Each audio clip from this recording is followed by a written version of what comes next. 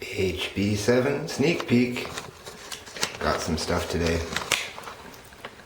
Bearcat's excited. There is the motor mounts. 1/4 inch genuine GE Lexan. That's this. I haven't trimmed off the edge here yet. And there's an edge to be trimmed off there. But they fit, and they fit the tongue and groove format that I was trying to achieve here. And there you can see. And quite flush with the surface. I measured out quite well for this this carbon fiber. And there is the tube clamping. Now, on these arms there's a secret to the design, so that when these 2 bolts are added here, one here at the front, there is a clamping tolerance which has been accounted for, and that clamping tolerance rigidly clamps this arm. These are much stiffer than the DJI arms. They're much stronger too, I think. Where it's going to break, I'm hoping, in a crash, if it's going to break, I'm hoping that it'll break on the actual motor mount. One of these sides will bend or distort or break, and that's where it'll break. To break the tube, it would be quite difficult, so we'll find out, I guess, soon enough. This one, I've got the APM 2.5 set up on it with the side pins from Canada Drones. Danny at Canada Drones, really nice guy. And basically the APM is going to fit in like this with my power supply coming underneath, or probably going underneath the arm in between the 2 braces there, and then out to the back, whichever the back will be. This could be the back if your camera's extended out on the front. Now, for the tricopter, it's not going to be a wide leg tricopter, so I'm not sure. It's going to take some experimenting, I think, and it'll be my first tricopter. So, but we will have the 3rd arm will come out the back like this, and there is the mount with positions for 2 mounts already. And then there's also side here, so that you could actually put these mounts in the sides if you wanted to.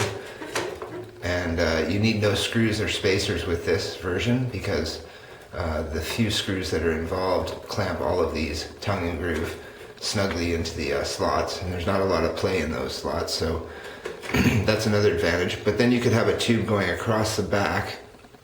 So if you got a 40mm tube, or say a 50mm tube, you could have technically arms out here. So there is an option for flying like a TBS or like a spider quad, and that would be out the sides at 90 degrees.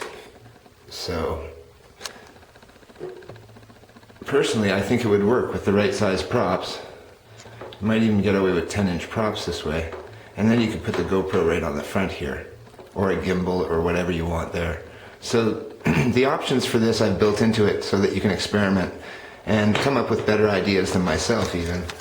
And I did beat the DJI arm weight, not by much, but did beat it.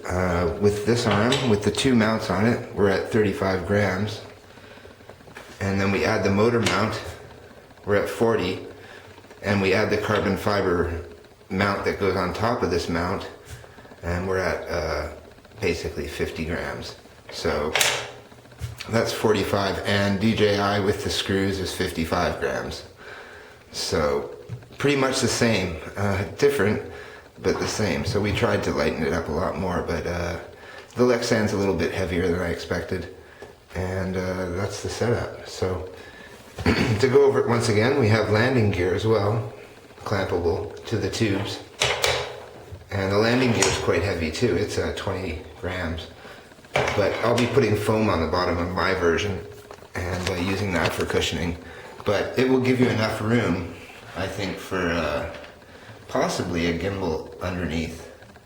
I'd have to check the specifications, but it's got about 85 millimeters there of clearance when it's on its feet. And you can position those landing gear anywhere you want on the tube, at the same time you could shorten the tube.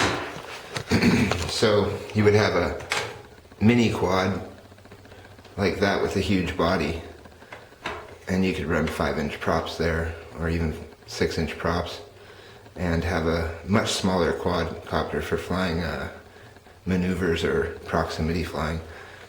So there we are. Got some more bodies coming, and sold one already. I made a mistake on the lower legs on the one I sent, because I sent my version, which was 3mm. So I did correct that on the new ones.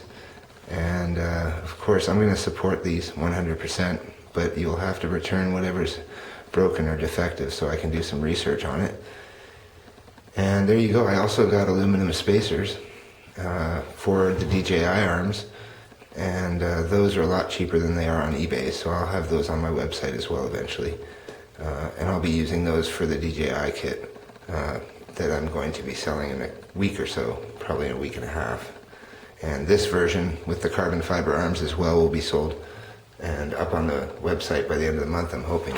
I've got a torn hamstring, so hobbling along, but excited over the progress of this. So there you go, HB7. Becoming quite the reality now. And for all you guys who said clean it up, I hope that I've cleaned it up a little bit. See ya.